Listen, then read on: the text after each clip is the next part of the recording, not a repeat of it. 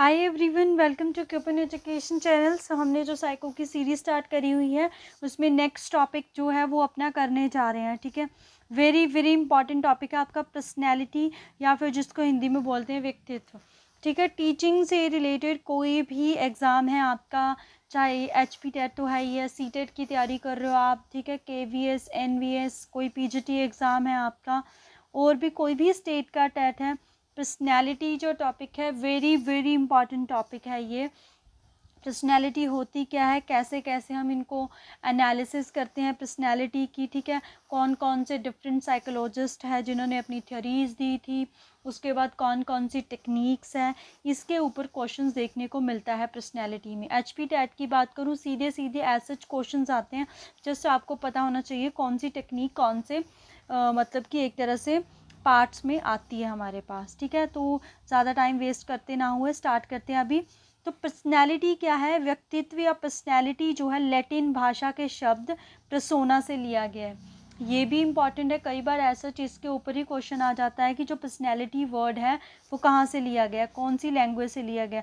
तो कौन सी लैंग्वेज से लिया गया, लैटिन लैंग्वेज से, उसके वर्ड परसोना से, जिसका मतलब होता है मखोटा। ठीक है, जिसका मतलब होता है मखोटा। तो अगर हम इन जनरल बात करें पर्सनैलिटी की, व्यक्तित्व की, तो व्यक्तित्व का अभिप्राय उन विशेष तरीकों से है जिनके द्वारा व्यक्तियों और स्थितियों के प्रति अनुक्रिया की जाती है। ठीक है, तो मतलब पर्सनैलिटी क्या है, पर्सनैलिटी क्या है, एक पर्सन की है, एक पर्टिकुलर सिचुएशन में वो कैसे अनुक्रिया कर रहा है, मतलब कैसे वो टैकल करता है एक उसके सामने जो मतलब सिचुएशन है, उसके अकॉर्डिंग हम मतलब उस चीज़ को हम उससे जज करते हैं कि पर्सन की पर्सनैलिटी कैसी है हमारे पास। ठीक है, तो ये इन जनरल इसकी बेसिक सी डेफिनेशन होगी हमारे पास।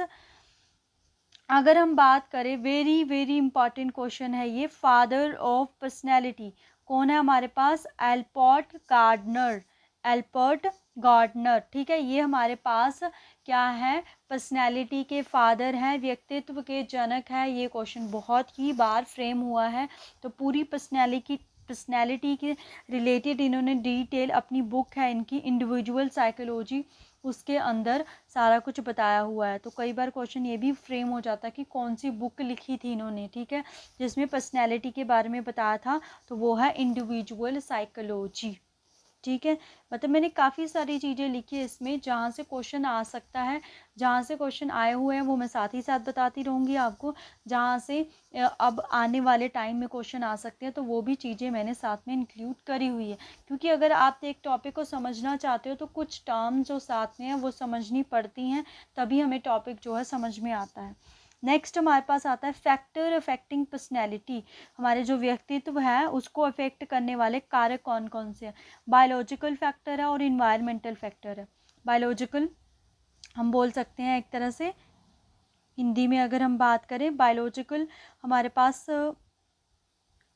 बायोलॉजिकल को हम क्या बोलेंगे, जैविक बोल सकते हैं। ठीक है, जैविक कारक। और इन्वायरमेंटल को हम क्या बोल सकते हैं, मतलब कि हमारे पास पर्यावरण कारण या आसपास के जो भी फैक्टर हैं। जैसे बायोलॉजिकल में हमारी बॉडी, ठीक है, एक पर्सन की बॉडी को भी देख के जज करते हैं ना हम उसकी पर्सनैलिटी क्या है, इंटरनल ग्लैंड। तो इन ग्लैंड्स के ऊपर भी क्वेश्चन आया हुआ है। कैसा क्वेश्चन आया है वो देखते हैं हम। नर्वस सिस्टम कैसा है, हमारी इंटेलिजेंस कैसी है। कोई देखने में बहुत गुड लुकिंग है, बॉडी बहुत अच्छी है उसकी, पर जो इंटेलिजेंस है वो ज़ीरो है, तो उसकी पर्सनैलिटी क्या ही पर्सनैलिटी होगी उसकी। ठीक है, सिमिलरली इन्वायरमेंटल फैक्टर, फिजिकल पर्यावरण, आसपास कैसे सिचुएशन है उसके अकॉर्डिंग भी आपकी पर्सनैलिटी बिल्डअप होती है। सोशल इंटरेक्शन कैसी है, कल्चरल इंटरेक्शन, मनोवैज्ञानिक, आर्थिक, इकोनॉमिक स्टेटस जो है फैमिली का वो कैसा है, उसके अकॉर्डिंग भी हमारी जो पर्सनैलिटी है वो बिल्डअप होती है। ठीक है, तो थोड़ा सा इन फैक्टर्स को डिटेल में देखते हैं। बायोलॉजिकल फैक्टर्स में हमारे पास बॉडी आती है, जैसे हाइट, बॉडी शेप, कलर, ठीक है, ये सारी चीज़ें। तो इस फैक्टर पे जो हेरिडिटी है उसका काफ़ी सारा इफ़ेक्ट रहता है, क्योंकि किसी की बॉडी शेप, हाइट वो पेरेंट्स पे ही मोस्टली डिपेंड करती है। तो हेरिडिटी क्या है, हेरिडिटी वो प्रोसेस होता है जो हमारे पास पेरेंट्स से, जो ट्रेड्स, जो करेक्टरिस्टिक्स पेरेंट्स से बच्चों में आए होते हैं, तो उसी पे डिपेंड करता है हमारी जो फिज़िकली बॉडी जो है। उसके बाद ये ग्लैंड, तो gland hormones also effect the body, ठीक है। तो जनरली हमारे पास 3-4 ग्लैंड है, उसके बारे में हम पढ़ेंगे। तो पहला ग्लैंड है हमारे पास पिट्यूटरी ग्लैंड, जिसको पीयूष ग्रंथि बोलते हैं, ठीक है। अगर इसकी पोजीशन की बात करें तो ब्रेन के नीचे होती है, ठीक है। तो इसको मास्टर ग्लैंड भी बोलते हैं, क्या बोलते हैं, master gland. Very very important है ये, यहाँ से क्वेश्चन फ्रेम हुआ है आपका कि वो कौन सा ग्लैंड है, कौन सी ग्रंथि है जिसको मास्टर ग्लैंड बोलते हैं। तो वो हमारे पास पिट्यूटरी ग्लैंड या फिर स्वामिनी ग्रंथि भी बोल देते हैं, ठीक है। तो ये मास्टर ग्लैंड है, तो पूरी बॉडी को इफेक्ट करता है, ठीक है। ये अगर हम बोले तो बोन्स डेवलपमेंट में इसका पार्ट है ना। उसके बाद BP control, water power absorption, ये सारी चीज़ें जो है पिट्यूटरी ग्लैंड जो है काम करता है। इसके फंक्शन के ऊपर बहुत रेयर है कि चांस क्वेश्चन आए। ये जो मेन फीचर है इसका, मास्टर ग्लैंड, और पोजीशन कहाँ है, ब्रेन के नीचे, मतलब ब्रेन से हमारे पास कनेक्टेड है, तो इसीलिए मास्टर ग्लैंड है हमारे पास, क्योंकि ब्रेन ही है क्या पूरी बॉडी को जो है वो क्या करता है हमारे पास, हम बोल सकते हैं कि कंट्रोल करता है। नेक्स्ट जो ग्लैंड है वो है हमारे पास एड्रिनल ग्लैंड, ठीक है। हिंदी में भी इसको एड्रिनल ग्लैंड ही बोलते हैं। किडनी के पास होती है, ठीक है। हमारी जो किडनी है हमारी, उसके पास होती है ये। तो ये हमारे इमोशंस को कंट्रोल करती है, हमारे immune system, stress respondent, metabolism, जो भी हमारी बॉडी में रिएक्शंस होनी है ना, उसको कंट्रोल करना किसका काम है, एड्रिनल ग्लैंड का काम है हमारे पास, ठीक है। नेक्स्ट देखते हैं, नेक्स्ट है हमारे पास थायराइड ग्लैंड, ठीक है, जिसको कंठ ग्रंथि भी बोलती है। आर्ट्रिया क्लोज टू द नेक, आर्ट्रिया क्या होती है, जो जिस मतलब कि वीन्स के, अगर हम बोले कि हमारे पास जो हमारी श्वास नली के सामने, मतलब वो वाली एक तरह से हम बोल सकते हैं जिससे हम ब्रीदिंग इन और आउट करते हैं, उसको आर्ट्रिया बोलते हैं, ठीक है। तो वो आर्ट्रिया हमारे पास, आर्ट्रिया के बिल्कुल क्लोज में नेक के पास ये ग्लैंड होता है, ठीक है। मतलब ये जो ज़्यादा रिलीज़ हो जाए तो इससे क्या आता है, चिड़चिड़ापन हमारे पास बॉडी में रिलीज़ होता है। उसके बाद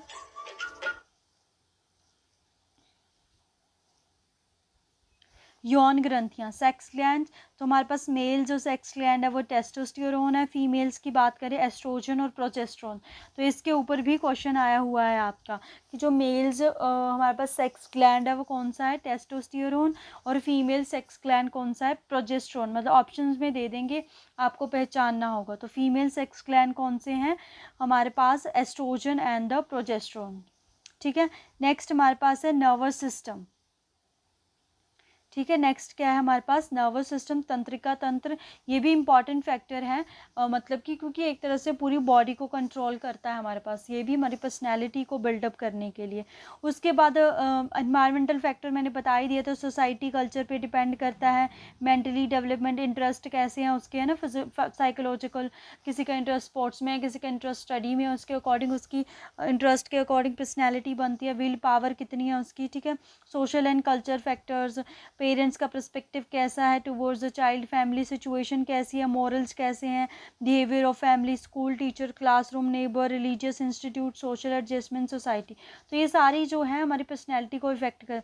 economic status also play a very important role in the personality development. तो पर्सनैलिटी इकोनॉमिक स्टेटस जिसका वीक है ना, तो वो बच्चा मतलब उसकी पर्सनैलिटी वैसे ही डेवलप होती है। फिजिकली फैक्टर्स भी हैं, जैसे कौन सी जगह में रह रहे हो आप, विलेज में रह रहे हो या फिर सिटी में रह रहे हो, उसके अकॉर्डिंग पर्सनैलिटी डेवलपमेंट होती है। वेदर कैसा है, ज़्यादा ठंड है, ज़्यादा गर्मी है, उसके अकॉर्डिंग भी पर्सनैलिटी डिफर करती है हमारी, ठीक है।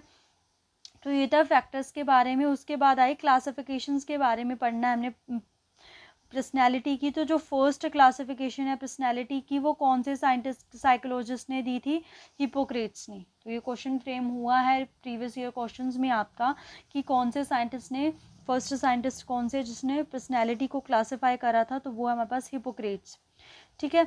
इसके बाद ना मैंने ना साइकोलॉजिस्ट डिफरेंट लिए हुए हैं, जैसे शेल्डन क्लासिफिकेशन, ठीक है, also known as a somatotype theory भी बोलते हैं इसको, ठीक है। फिजिकल क्लासिफिकेशन के ऊपर डिपेंड करती, मतलब ना आपको ये डिपेंड आएगा कि जो शेल्डन क्लासिफिकेशन है वो बताओ उन्होंने कौन से फैक्टर में क्लासिफिकेशन की थी, पर्सनैलिटी में की थी, बिहेवियर में की थी, ह्यूमनिज्म में की थी, या फिर कोई एक और होगा, या ऑल ऑफ दिस करके। तो शेल्डन हो गया, हिपोक्रेट्स हो गया, मतलब आपको ये जो साइकोलॉजिस्ट है इनका याद रखना है कि ये हमारे पास पर्सनैलिटी से रिलेटेड है, ठीक है। नेक्स्ट है हमारे पास कार्ल जंग, ठीक है। कौन से कार्ल जंग हैं, इन्होंने क्लासीफाई, ये फिजियोलॉजिकल मेथड के ऊपर, साइकोलॉजिकल मेथड के ऊपर डिपेंड करती है हमारे पास, ठीक है।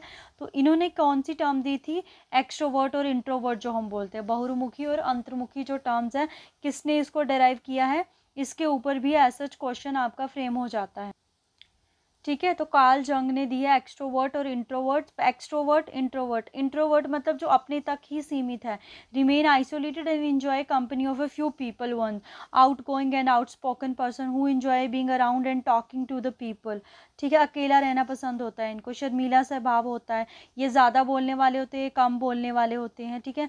दे एक्सेप्ट चेंजेस ईजिली, मतलब कोई भी चेंज होता है उसको ईजिली एक्सेप्ट कर लेते हैं, पर जो इंट्रोवर्ट है, अंतर्मुखी है, वो एक्सेप्ट नहीं कर पाते हैं चेंजेस को।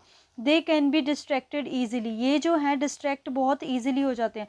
वो जो हमारे पास इंट्रोवर्ट है वो ईजिली हम बोल सकते हैं कि वो ईजिली डिस्ट्रैक्ट नहीं होते हैं, ठीक है। तो कई इंट्रोवर्ट होते हैं, कोई एक्सट्रोवर्ट, कई पर्सन ऐसे होते हैं वो इंट्रोवर्ट भी होते हैं, एक्सट्रोवर्ट भी होते हैं, तो उन्हें हम उभयमुखी बोलते हैं। क्या बोलते हैं उनको, उभयमुखी, ठीक है। उसके बाद स्प्रेंजर क्लासिफिकेशन, स्प्रेंजर क्लासिफिकेशन, तो उन्होंने कैसे कैसे बांटा था थ्योरी को, मतलब क्लासिफिकेशन कैसे करी थी पर्सनैलिटी की, थ्योरेटिकली, मतलब बुक किस नॉलेज होती है, जैसे इकोनॉमिक, आर्थिक स्थिति से रिलेटेड है ना, एस्थेटिक कलात्मक ज्ञान, सामाजिक सोसाइटी से रिलेटेड, पॉलिटिकल जिसको मतलब कि इसमें पॉलिटिक्स में वो हो इंटरेस्ट, उसके बाद रिलीजियस जो है हमारे पास, जो धार्मिक ग्रंथों से रिलेटेड जिनको मतलब कि वो होती है नॉलेज, उसके अकॉर्डिंग उसकी पर्सनैलिटी होती है। तो स्प्रेंजर भी हमारे क्या है, पर्सनैलिटी के बारे में जिसने बताया। उसके बाद है फ्रीडमैन एंड रोजमैन, ठीक है, फ्रीडमैन और रोजमैन की क्लासिफिकेशन। तो फ्रीडमैन और रोजमैन को आपने याद रखना है, ये भी हमारे पास पर्सनैलिटी से रिलेटेड ही साइकोलॉजिस्ट है। उसके बाद है गॉर्डन एल्परोट, अमेरिकन साइकोलॉजिस्ट, जिन्होंने थ्योरी दी थी, इनको फादर ऑफ पर्सनैलिटी, व्यक्तित्व के जनक भी बोलते हैं, ठीक है। इनकी थ्योरीज को हम बाद में पढ़ेंगे, अब हम क्लासिफिकेशन पढ़ने जा रहे हैं आपने, ठीक है। कि हमारे पास जो क्लासिफिकेशन है हमारे पर्सनैलिटी की, जो कि है वेरी वेरी इंपॉर्टेंट, जहाँ से हर बार क्वेश्चन जो है फ्रेम होता ही होता है, ठीक है। तो 3 तरह से क्लासिफाई करा गया है, मतलब हम किसी की पर्सनैलिटी को कैसे मेजर कर सकते हैं, तो वो मेजर करने के लिए 3 एस्पेक्ट्स में जो है वो डिवाइड किया गया है, 3 पार्ट्स बनाए गए हैं हमारे पास, 3 मेथड्स होते हैं। उन मेथड्स के फिर अलग अलग साइकोलॉजिस्ट ने अलग अलग टेस्ट दिए हैं, तो हम वही पढ़ने जा रहे हैं, ठीक है। तो सबसे पहले है पर्सनैलिटी इन्वेंटरीज, व्यक्तित्व आविष्कारिता। तो इस बेसिस पे हमारे पास MMPI टेस्ट आता है, मिनेसोटा मल्टीफेसिक पर्सनैलिटी हम बोल सकते हैं inventory.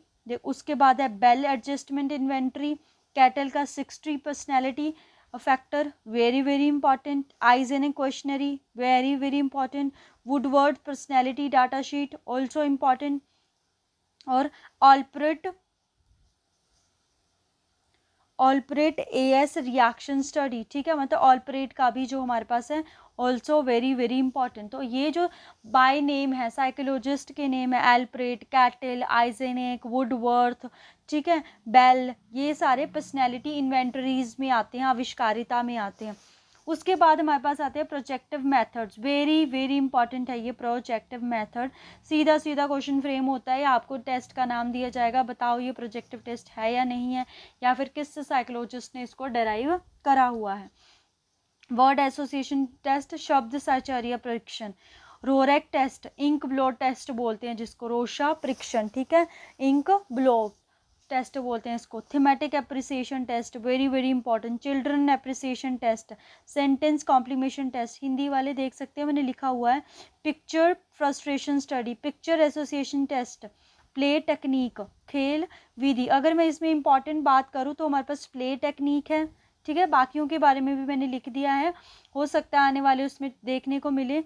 Children appreciation test, thematic appreciation test, Rorschach परीक्षण, ये इंपॉर्टेंट है प्रोजेक्टिव टेक्निक्स में। उसके बाद ऑब्जर्वेशन टेक्निक में हमारे पास रेटिंग स्केल, इंटरव्यू, मतलब ऑब्जर्व करना है हमने, case history, nomination and the observation, मतलब प्रक्षेणी आ गया हमारे पास। तो सबसे पहले हमारे पास मिनेसोटा मल्टीफेसिक पर्सनैलिटी टेस्ट, जिसको क्या बोलते हैं हम, MMPI, ठीक है, क्या बोलते हैं हम, MMPI। तो ये रही हमारे पास MMPI, जिसको किसने दिया था, हैथवे और मैकिलने ने, हैथवे और मैकिलने ने। अगर हम इंडिया में MMPI की बात करें तो मालिक और जोशी ने दिया था, जो कि जोधपुर में है। बस इतना पता होना चाहिए आपको। नेक्स्ट है Bell adjustment theory. Bell adjustment theory Bell समायोजन आविष्कारता हुथ एंड बेल ने दी थी। किसने दी थी, हुथ एंड बेल ने दी थी। इसमें दो मतलब विद्यार्थी और उसका क्या मतलब व्यवसाय है उससे रिलेटेड बात की जाती थी, उससे रिलेटेड कैसे हम पर्सनैलिटी को अपना ऑब्जर्व कर सकते हैं उसके बारे में बताया जाता था, ठीक है। उसके बाद हमारे पास वुडवर्थ पर्सनैलिटी डाटा शीट। देखो सिंपल आपको ऐसे आएगा कि पर्सनैलिटी जो डाटा शीट है वो किसने दी थी, व्यक्तित्व का मापक यंत्र जो विधि है वो किसने दी थी, किसने दी है, वो वुडवर्थ ने। सिंपल इसमें क्वेश्चन से यस नो की फॉर्म में इसमें आंसर देने थे। पर्सनैलिटी डाटा शीट जो कि है व्यक्तित्व मापक यंत्र हमारे पास, ठीक है। अब हम पढ़ते हैं एल्प्रोट, ये भी हमारे पास इन्वेंटरीज के अंदर ही आता है। तो एल्प्रोट ने जो हमारे पास ट्रेड्स थे, जो भी हमारे गुण थे, एक तरह से उनको 3 तरह में बांटा। सबसे पहले कार्डिनियल ट्रेड्स, दैट इज प्रधान उपागम। डोमिनेंट ट्रेड्स होते हैं, व्यक्तित्व के निर्माण में सबसे ज़्यादा एक्टिव होते हैं ये, ठीक है, और इनकी संख्या कम ही होती है। जैसे गांधी जी को, मतलब ये नाम के साथ जुड़ा होता है कि गांधी जी को अहिंसा के रूप में जाना जाता है, गांधीवाद के रूप में जाना जाता है। तो हमारे पास कार्डिनियल ट्रेड्स के ऊपर आ गया ये, ठीक है। उसके बाद सेकंड जो उपागम था वो था सेंट्रल ट्रेड्स, जो कि है केंद्रीय विशेषक। Building blocks of the personality, ये पर्सनैलिटी की बिल्डिंग ब्लॉक्स है। इनके आधार पर व्यक्तित्व की विवेचना होती है, ये संख्या में अधिक होते हैं। जैसे कोई कितना हार्ड वर्कर है, कितनी उसमें एबिलिटीज़ है, कितनी कैपेबिलिटीज़ है, वो सारे सेंट्रल ट्रेड्स में आ जाता है। उसके बाद आता है सेकेंडरी ट्रेड। सेकेंडरी ट्रेड में आता है हमारे पास गौण विशेषक, ठीक है। ये लीस्ट इंपॉर्टेंट है, सबसे कम महत्वपूर्ण है। इनके होने या ना होने से कोई फ़र्क नहीं पड़ता। जैसे किसी की लाइकिंग कि मुझे आम पसंद है, अगर वो होगा भी पसंद, ना भी होगा तो भी उससे पर्सनैलिटी में कोई फ़र्क नहीं पड़ने वाला है, ठीक है। तो मुझे आम पसंद है, तो ये सेकेंडरी ट्रेड्स में आ जाता है। तो ये था हमारे पास एल्प्रोट के बारे में। फादर है एल्प्रोट का इम्पॉर्टेंट क्या है कि उसने कौन सी इन्वेंटरीज दी, आविष्कारिता जो टेस्ट है उसके ऊपर उन्होंने काम करा था। और उसके बाद इन्होंने एक बुक लिखी है इंडिविजुअल साइकोलॉजी, ठीक है। और क्या बताया इन्होंने, ये फादर है और इन्होंने 3 ट्रेड्स दिए थे हमारे पास, ठीक है, सेंट्रल, सेकेंडरी और हम बोल सकते हैं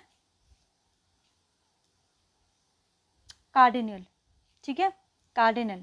नेक्स्ट हमारे पास साइकोलॉजिस्ट थे कैटल।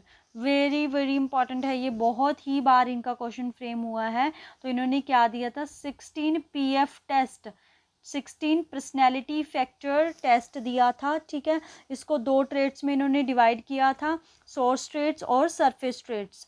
मूल गुण और हमारे पास सतही गुण जो कि स्टेबल होते हैं, जो स्थिर होते हैं, बिल्डिंग ब्लॉक्स होते हैं। इंटरनल ट्रेड्स होते हैं, संख्या में कम होते हैं। ये related to the daily activities, it develop by source state.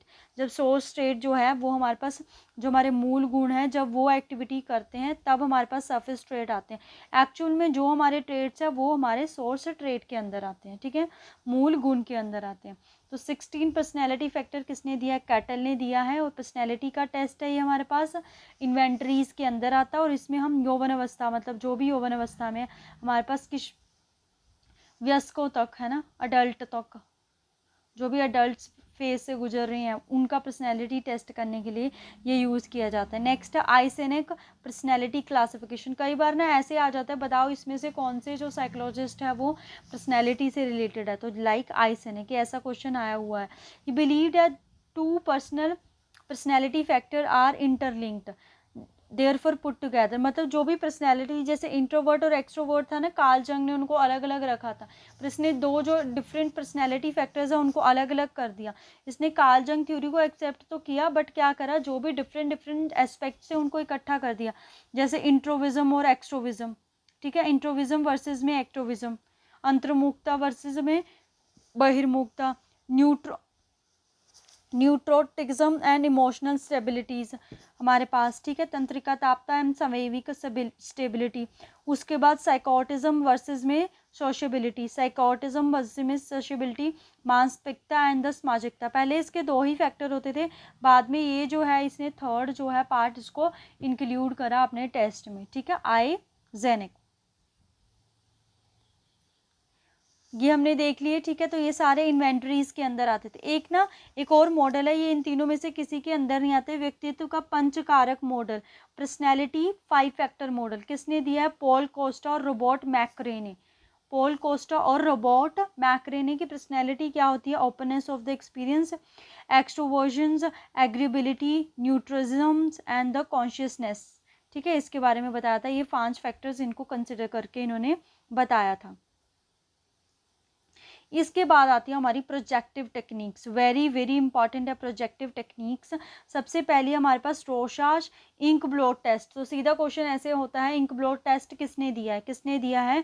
रोशा ने दिया है। स्याही डब्बा परीक्षण, स्विस साइकोलॉजिस्ट हरमन रोशा ने दिया है। तो इन्होंने 10 कार्ड्स लिए थे, 5 2 3 इस फॉर्म में। 5 पे इसने ब्लैक और वाइट इंक लगाई, उसके बाद रेड लगाई और उसके बाद कलर्ड रंगीन लगाया। तो बच्चे के पर्सनैलिटी को इसने एब्जॉर्ब करा, ठीक है। इंक ब्लॉक टेस्ट किसने दिया है? रोशा ने, जो कि स्विस साइकोलॉजिस्ट है हमारे पास, ठीक है। उसके बाद आता है हमारे पास thematic appreciation test. Very very important. विषय आत्मबोधन परीक्षण किसने दिया है? डी मॉर्गन और हेनरी मोरे ने। डी मॉर्गन और हेनरी मोरे ने, इसने भी कार्ड्स लिए थे पर 31 कार्ड्स लिए थे। और इंडियन थीमेटिक एप्रिसिएशन जो टेस्ट है वो किसने दिया है? उमा चौधरी ने। नेक्स्ट हमारे पास चिल्ड्रन एप्रिसिएशन टेस्ट, बालक आत्मबोधन परीक्षण, लियोपोल्ड बैलेक ने दिया है। लियोपोल्ड बैलेक ने दिया। इन्होंने टेस्ट 10 कार्ड्स दिए थे, क्योंकि बच्चों के लिए पर्सनैलिटी टेस्ट है ये, तो उस पर एनिमल पिक्चर्स बना के उनके अलग अलग मतलब पूछा था उसके बारे में। नेक्स्ट है सेंटेंस कंप्लीशन टेस्ट, वाक्य पूर्ति परीक्षण, पाइन एंड टेंड्रल ने दिए थे। मतलब उनके पास सेंटेंस हो गए, उनको पूरा करना है अपनी मेंटल एबिलिटीज़ के अकॉर्डिंग। वर्ल्ड एसोसिएशन शब्दाचार्य गाल्टन ने दिया था। प्ले टेक्निक, ठीक है, खेल विधि किसने दी थी? मार्गरेट लोवेनफील्ड द्वारा प्रतिपादित की गई है। मार्गरेट लोवेनफील्ड द्वारा प्रतिपादित की गई है हमारे पास, ठीक है। तो ये था पर्सनैलिटी से इंपॉर्टेंट चीज़ें। तो इंपॉर्टेंट चीज़ें क्या है कि जो भी पर्सनैलिटी से रिलेटेड हमारे पास साइकोलॉजिस्ट हैं, ठीक है, साइकोलॉजिस्ट हैं, मनोवैज्ञानिक हैं, उनके बारे में आपको आइडिया होना चाहिए। जस्ट आपको आइडिया होना चाहिए। क्वेश्चन तो इजी होते हैं, और ये जो किन टेस्ट से हम पर्सनैलिटी को जो है मेजर कर सकते हैं, और कौन कौन से टेस्ट है, कौन से साइकोलॉजिस्ट ने दिए हैं, इसके ऊपर ज़्यादा क्वेश्चन फ्रेम होते हैं आपके पास, ठीक है। अगर साइकोलॉजिस्ट देखें हम, गॉर्डन एल्प्रोट तो फादर ही हैं इसके, आइजिंक हो गया, कैटल हो गया, स्प्रेंजर हो गया, ठीक है, स्प्रेंजर हो गया। थीमेटिक एप्रिसिएशन टेस्ट किसने दिया है? मोरे वगैरह ने दिया है, ठीक है, ये हमारे पास हो गया। उसके बाद हमने कौन सी देखी? इससे पीछे देखी थी एक रोशा इंक ब्लॉट टेस्ट, ठीक है, स्प्रेंजर, ये सारे साइकोलॉजिस्ट, मतलब इनका आइडिया आपको होना चाहिए। इनके ऊपर ऐसा सीधे सीधे क्वेश्चन हमारे पास फ्रेम हो जाते हैं, ठीक है। स्प्रेंजर हो गया, फ्रीडमैन एंड रोजनमैन हो गया, रोजनमैन, ठीक है, रोजनमैन ने ही करा था ना वो, नहीं रोशनमैन ने नहीं करा। और वो एक वो भी है कि जो पर्सनैलिटी का हमारे पास, हाँ ये है रोजनविग ने, ठीक है, रोजनविग ने पर्सनैलिटी को 3 एस्पेक्ट में डिवाइड किया था, ये भी रोजनविग ने दिया था। एक हमारे पास वो था कि आई थिंक सो यहाँ है वो, जो 5 फैक्टर्स वाली थ्योरी दी थी ना, कहाँ गया वो पेज, ये रहा, हाँ ये वाला 5 factors theory, personality 5 factor model, ये किसने दिया है? इंपॉर्टेंट है, आ सकता है इसमें से क्वेश्चन, पॉल कोस्टा और रॉबर्ट मैकरे ने, ठीक है। तो पर्सनैलिटी के बारे में जहाँ जहाँ से भी आपको क्वेश्चन फ्रेम हो सकते थे सारे मैंने डिस्कस कर दिए आपके साथ। इंपॉर्टेंट पर्सनैलिटी जो मेजरमेंट टेस्ट है वो भी डिस्कस कर दिए, कौन सा टेस्ट जो है वो किसने दिया है उसके ऊपर भी मैंने बता दिया। तो इससे बाहर से आपको कोई भी क्वेश्चन देखने को नहीं मिलेगा, ठीक है। तो आज के लिए इतना ही, बहुत ही जल्दी नेक्स्ट वीडियो में मिलेंगे। Thank you so much, happy learning.